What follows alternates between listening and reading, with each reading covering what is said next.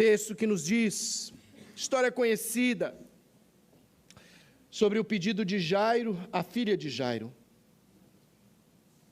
Ao regressar Jesus, diz o texto, versículo 40, ao regressar Jesus, a multidão o recebeu com alegria, porque todos o estavam esperando. Eis que veio um homem chamado Jairo, que era chefe da sinagoga, e prostrando-se aos pés de Jesus, lhe suplicou que chegasse até a sua casa, pois tinha uma filha única, de uns 12 anos, que estava à morte. Salto ao versículo 49. Falava ele ainda quando veio uma pessoa da casa do chefe da sinagoga, dizendo: tua filha já está morta, não incomodes mais o mestre. Mas Jesus, ouvindo isso, lhe disse: não temas, crê somente, e ela será salva.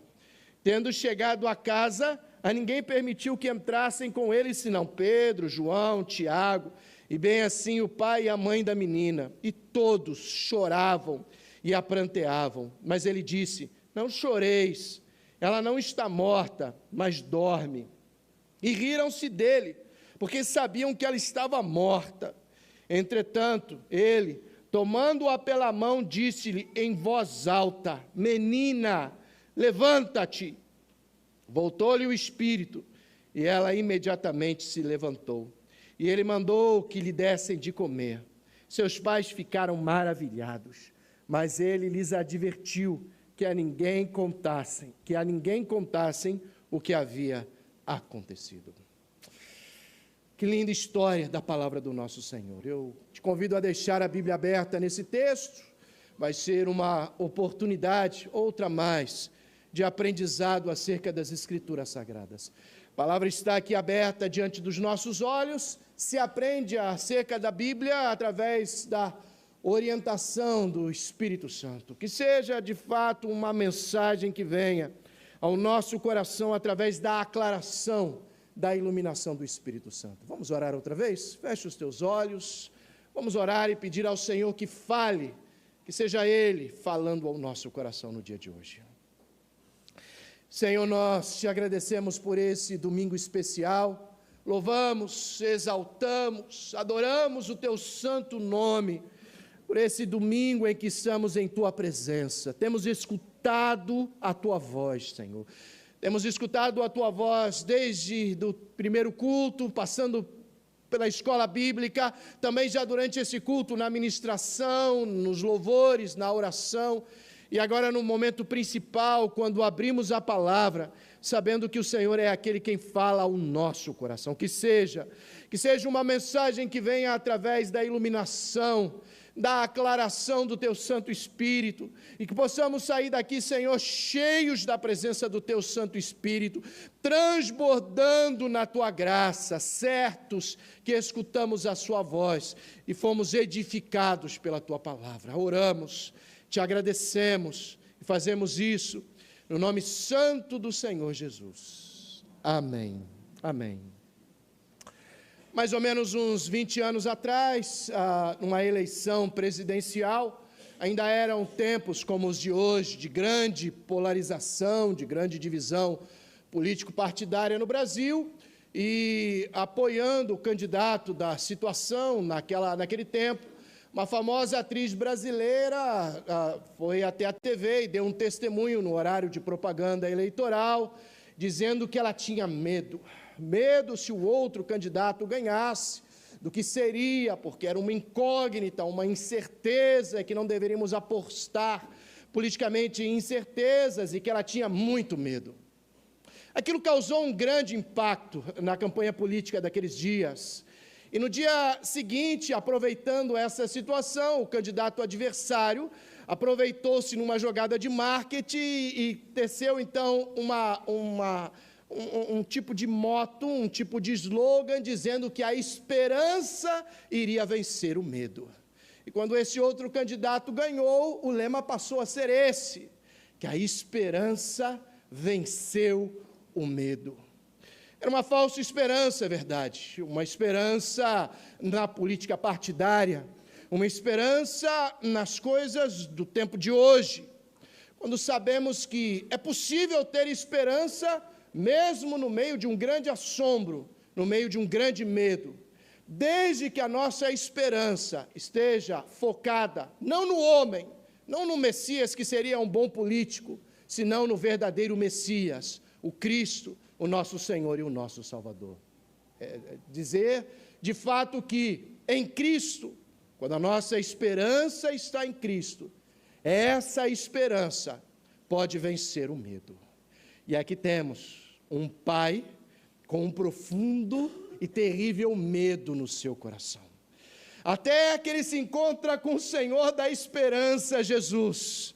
E o Senhor passa a estimular e a orientá-lo acerca dessa esperança. A esperança que de fato pode vencer o medo. A esperança em Jesus. Veja na Bíblia essa história que conhecemos bem. De repente ali estava o Senhor Jesus no meio da multidão.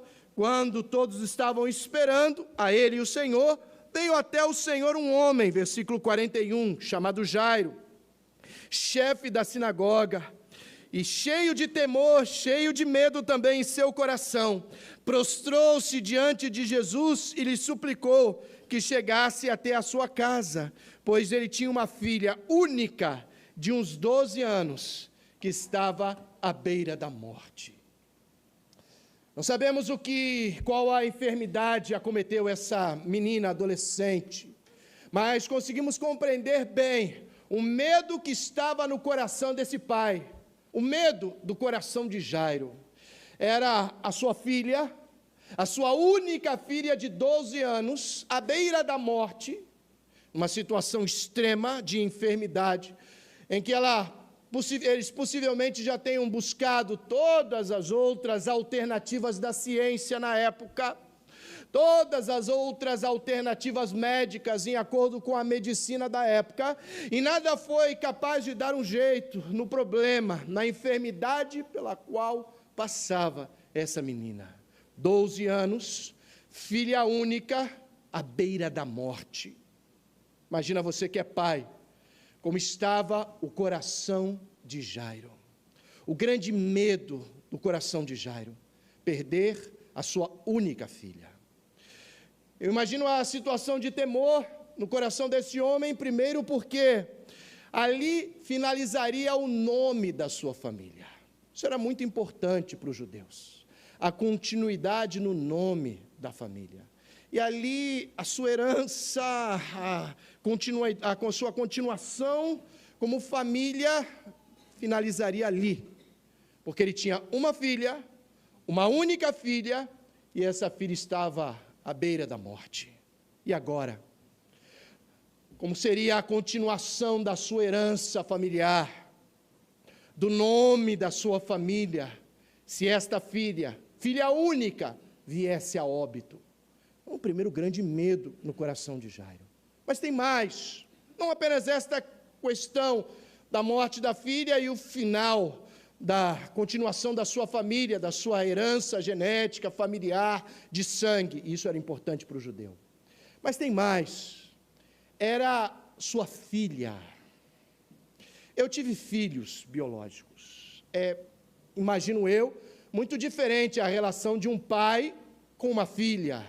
Eu, com os meus meninos, era outra coisa, completamente diferente. Menino é desligado, não liga para muitas coisas, é muito diferente. Ainda que as meninas não sejam nossas filhas biológicas, e elas têm um pai biológico, é claro que eu já sinto uma diferença no cuidado delas comigo, especialmente da mais velha. Elas já são preocupadas com...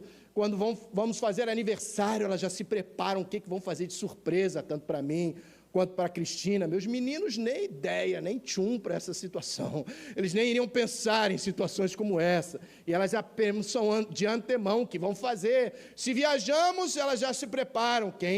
Como vai ser a nossa recepção de um ou de outro em casa quando chegue de viagem. E a mais velha começou a dar pitaco no meu jeito de vestir. Eu não sei se ela me viu como um tiozão de meia idade. E do jeito que eu me vestia, eu já cortei, obviamente. Falei para ela, olha, nem Cristina dá ideia nisso, não é você que vai ficar dando pitaco no meu jeito de meia idade, como eu me visto. mas senti que era de fato algo um tanto diferente, ainda que obviamente não é a mesma coisa delas com o pai biológico delas, mas é uma relação de fato diferente, como era uma relação diferente de Jairo com essa filha única. É diferente a relação da menina com o seu pai. Fui perguntar para minha mulher um dia, quem é mais bonito, eu ou seu pai? Depois de uns 10 segundos de um silêncio constrangedor, eu vi que fiz uma pergunta equivocada. E ainda que eu seja muito mais bonito que o meu sogro, na cabeça dela, não, o pai dela é muito mais bonito, ainda hoje. É a relação de uma menina com o seu pai. Eu fico imaginando como essa situação, era a situação, então, de tanta e de tamanha intimidade de Jairo com a sua filha. Filha única. E aí você já entende ainda mais o medo de Jairo. Claro que perder um filho é uma dor que você não pode descrever. Ela é uma dor que não tem nome. Se você perde o teu cônjuge, você vai ser um viúvo ou uma viúva. Se você perde os teus pais, você é um órfão. Mas não tem nome para quem perde um filho, para quem sepulta um filho. É de fato, imagino eu não passei por isso, mas alguém aqui que já passou por essa situação vai me descrever bem quão difícil, quão dolorosa é a experiência de sepultar um filho, de subverter aquilo que é a ordem. Ele devia sepultar você e agora é você quem está sepultando o teu filho. Não tem nome essa dor e é tratada tão somente pelo Espírito Santo. Não tem outra maneira de se tratar uma dor como essa, senão através da graça do Espírito Santo do nosso Deus. Nesse caso, era uma filha única. Se você tem outros filhos, você vai passar por essa dor de perder um filho consolado pelo Espírito Santo, mas você tem outros filhos para cuidar e você consegue dividir essa dor com outros filhos também. Nesse caso, não. Era filha única. Ele iria sepultar a sua filha. E agora? Imagina o medo do coração de Jairo, até que ele vai ao encontro do Senhor da esperança. E não há medo, irmão, e não há pavor, não há fobia que resista ao estar diante do Senhor, aquele que coloca e renova a esperança em nosso coração. Ao chegar diante de Jesus Cristo, ali estava Jairo com esta tarefa de solicitar auxílio, apoio e ajuda ao nosso Senhor, e ele queria levar o Senhor Jesus até a sua casa. E Jesus Cristo caminhou, santa caminhada do Senhor, renovando a esperança no coração de Jairo. Foi uma caminhada especial, porque no meio entre o ponto em que Jesus Cristo encontrou com Jairo, até a casa de Jairo, outro milagre se passou. O da mulher com fluxo de sangue. Há quantos anos? O mesmo tempo da filha de Jairo, 12 anos. Há 12 anos a mulher estava com um fluxo de sangue que não cessava, um fluxo menstrual constante, incessante, e foi curada por Jesus. Você imagina a esperança vencendo o medo no coração de Jairo, ao constatar que aquela mulher com 12 anos nesta situação, ao mesmo tempo, a mesma idade da sua filha, foi curada naquele instante, no mesmo instante, pela fé em Jesus.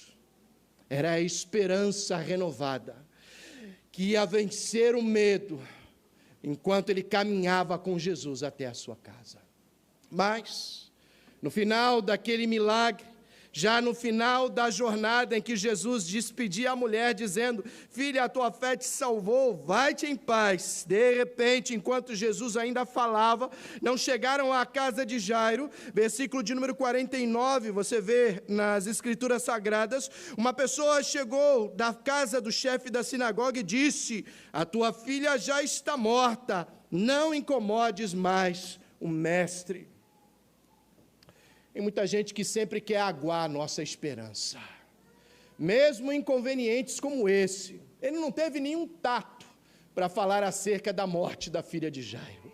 Ele podia puxar Jairo no canto e falar: então, vou te contar uma coisa. Às vezes acontecem coisas, e ter todo um tato, um jeito para dizer algo tão duro como esse: a sua filha morreu. Mas ele veio de pronto, de maneira muito fria e maneira muito objetiva, dizendo: tua filha já morreu, já foi, não incomodes mais o mestre. Quantas vezes se passa a mesma coisa? Quando nós estamos nesta caminhada com Jesus, em que por algum motivo o medo tomou conta do nosso coração, e nessa caminhada com o Senhor a gente vai renovando a esperança que vence o medo dentro da nossa alma, mas sempre tem um ou outro que vem para jogar uma água fria na tua esperança, para minar a tua confiança, e isso se passa muitas vezes. Ainda assim, nessa hora, você deve permanecer impávido, firme, com a certeza de que o Senhor da esperança está caminhando com você. Ainda que a esperança seja com algo tão difícil de ser vencido, a morte. Enquanto a menina estava viva, a esperança ali estava. Poderia ser uma esperança humana, porque enquanto está viva, você vai tendo essa esperança humana dentro do teu coração, de que o milagre vai acontecer, vai ocorrer, porque a esperança está ali sendo renovada. Quando de repente nós estamos diante de um inimigo que parece ser invencível, a morte, e agora, ele ia poder manter esta esperança no seu coração? Essa esperança permaneceria cultivada dentro da sua alma, mesmo diante de uma incerteza tão determinante, de um inimigo tão impactante, a morte. E agora? Sua filha morreu, já não incomodes mais o mestre. Mas essa não era a palavra de Jesus, essa era a palavra do homem, essa era a palavra do inimigo que quis desviar a atenção de Jairo e minar a esperança no coração dele. E todas as vezes que se levante um para minar a esperança do teu coração, o teu foco nunca pode ser nesta palavra humana, senão na palavra do Senhor, porque Ele vai dar sempre a palavra final. E a palavra final do Senhor Jesus, que ainda era uma palavra de esperança, foi, versículo 50, não temas, não tenha medo, crê somente, e ela será salva. Não tenha medo, não temas, crê somente. Essa é a fé. A fé é a certeza das coisas que se esperam, como está em Hebreus capítulo 11, e a convicção daquilo que não se vê. Você está esperando algo e você tem uma certeza no teu coração, não é uma certeza própria nossa, senão uma certeza que vem do Senhor para o nosso coração.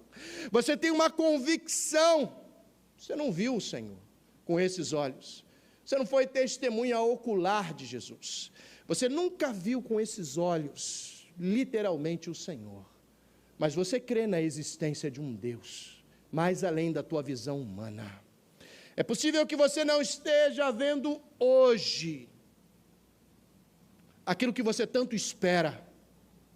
Pode ser que por causa disso o medo começou a tomar conta do teu coração, a incerteza. Mas é nessa hora que você deve escutar a voz de Jesus que diz: não temas, não tenha medo, crê somente. Crer é o suficiente, irmão. É dali que a esperança vai sendo renovada dentro do nosso coração. E aí, naquele instante, a Bíblia nos diz que o Senhor permaneceu com a mesma caminhada, nos mesmos passos firmes, cheios de esperança. Entrou na casa de Jairo, foram com eles Pedro, Tiago e João. Não sei porquê, irmão, só vão os três, né? Eu não sei se é porque eles precisavam mais do que os outros, e que é muito provável realmente, ou o Senhor já tinha uns planos de liderança para eles no futuro, mas está sempre ali, Pedro, Tiago, João, ali o pai, a mãe da menina, obviamente aquela família toda de luto, e a Bíblia diz que o Senhor, nosso Deus, Emanuel, Deus conosco, encarnado em figura humana, Ele sempre se compadeceu de famílias enlutadas. No caso de Jairo, no caso de Lázaro, a Bíblia nos diz que Jesus chorou diante da família enlutada. Nos teus tempos de luto, o Senhor sabe o que se passa no seu coração, porque Ele já chorou também, junto com famílias enlutadas. E ali naquele momento, diante do choro natural daquelas pessoas que perderam uma menina de 12 anos, o Senhor disse: não choreis, ela não está morta, mas dorme. Claro que aquelas pessoas, não conhecendo o poder do Senhor, e sem compreender que ali estava, naquela casa, o Senhor da vida e da morte, começaram a rir. Riram do choro para um riso nervoso, num tempo, na mesma hora, e começaram a rir, quem sabe com piadas nesse sentido, e o Senhor virou-se para Jairo e disse: não temas. Continuou mantendo a esperança que vence o medo no coração de Jairo. Entrou ali naquele lugar, tomou a menina pelas mãos e disse em voz alta: menina, levanta-te. Tem nada mais impossível do que uma pessoa clinicamente morta reviver. Isso é impossível pela medicina, isso é impossível pela ciência, isso é impossível para os homens, mas ali estava Jesus Cristo, o Senhor da vida. E naquele mesmo instante, naquele momento, na palavra de autoridade do Senhor Jesus, o Senhor da vida, que disse: menina, levanta-te, o espírito da menina regressou. A menina se pôs em pé, deram de comer para a menina. Quem estava doente antes nem comia direito, e de repente ela voltou tão bem que voltou com fome, querendo comer. O milagre do Senhor foi completo, e a menina ressuscitou. Mortos podem voltar? Verdade, a Bíblia diz que sim, não em casos de reencarnação, senão em ressurreição, no mesmo corpo, como diz a palavra, ou como acontecerá conosco, com o Senhor, na primícia da ressurreição, ressuscitaremos, ou em corpo glorificado, ou seremos transformados no momento do arrebatamento, quando voltar o Senhor Jesus, e assim será para toda a eternidade. E aqui nesse instante, um milagre aconteceu, e aquela que estava clinicamente morta, reviveu, e o pai, que estava com medo desde o início da leitura desse texto, teve o seu medo transformado na esperança que é renovada em Jesus Cristo, nosso Senhor. Quem sabe você entrou essa manhã com medo de algo, cheio de dúvidas, incertezas, preocupações dentro do teu coração, quem sabe com uma certa desconfiança de algo, ou de algo para o futuro, e a palavra te diz de maneira muito clara, que mesmo em situações extremas como essa, de uma menina à beira da morte, e o medo que tomou conta, o medo profundo que tomou conta do coração desse pai, quando ele encontrou-se com Jesus, aquele medo foi transformado, e a esperança em Jesus venceu o medo, porque é essa esperança verdadeira que nos faz triunfar pelo medo e que nos fez triunfar da morte através de Jesus, o nosso Senhor e Salvador. Que assim seja, irmão, e que essa esperança que vence o medo, que ela possa ser cultivada dia após dia através da fé no seu coração. Que o Senhor nos abençoe, que assim seja, e que o mesmo Jesus, sabendo que o mesmo Jesus que um dia ressuscitou essa menina, é o mesmo Jesus que está de pé entre nós hoje, pronto para renovar a esperança do seu coração, para que essa esperança vença o medo, e você seja renovado, sempre e constantemente, através da graça maravilhosa de Jesus. Que assim seja, no nome santo de Jesus. Amém? Graças a Deus. Amém.